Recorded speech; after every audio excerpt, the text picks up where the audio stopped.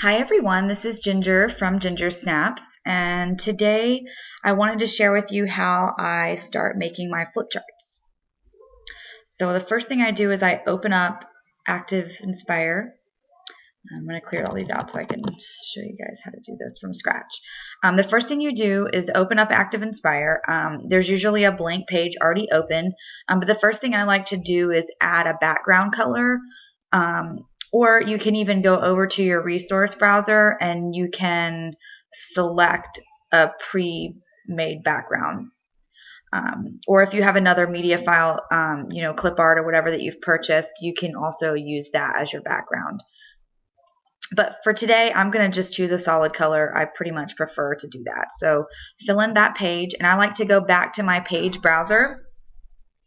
And if you click Control D, well, you got to click on the first page. If you click Control D and keep hitting that, it will actually duplicate all of your pages. Okay, but then you want to go back and highlight that first page, because if you don't, then you're going to be typing on the very last page, and you don't want that. So then the next thing I do is I choose my text, and you can choose whatever font you want. I like to keep mine centered. And this is where I usually put in the essential question for my lesson. But if you don't use essential questions, then you can just choose a title or whatever the focus skill of your lesson for that day is. But for today, we're going to go with what are the 3 states of matter. And if you click back on the arrow, now you are able to move that text around on the page. And I also like to add a background behind the text. So I'm going to choose my shape tool, and I want to use the rounded edges. I'm going to use this pink color, but if you don't see a color in the little palette here that you like, you can right click that and you actually have more options here. And there are even more options if you choose this circle here. You can customize what colors will show up in that little toolbar. But I'm going to use pink today. I chose the wrong one. I'm going to choose pink, and I'm going to click and drag.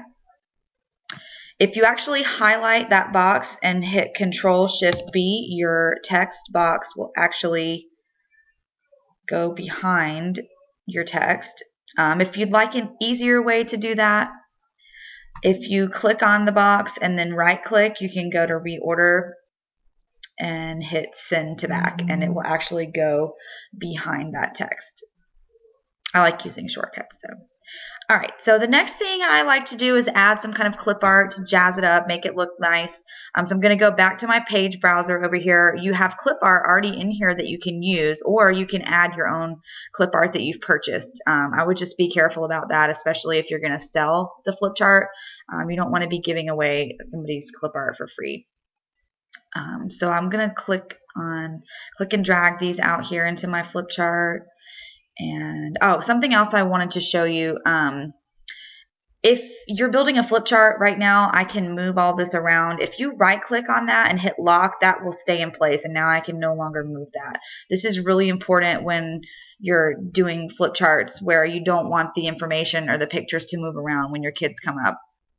But you can also insert your own clip art if you go to Insert Media, and I'm going to insert this little picture here.